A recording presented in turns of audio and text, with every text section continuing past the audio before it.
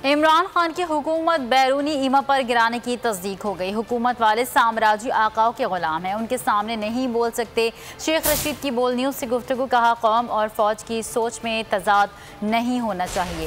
Establishment सारे हालात से वाकिफ़ है। फौज की खामोशी का ये मतलब नहीं कि उनकी आंखें कान बंद हैं। हुकूमत 7 हफ्तों से पहले ख़त्म होती नज़र आ रही है। इलेक्शन ही मसाइल का बेहतरीन हल है, वरना डंडे को कोई नहीं रोक सकता। उन्होंने मजीद कहा कि गिरफ्तार किया तो इसी तनख्वाह पर जेल में रहेंगे, मज़े करेंगे। जेल जाने को तैयार हूँ, पहले भी जेल जा चुका हूँ।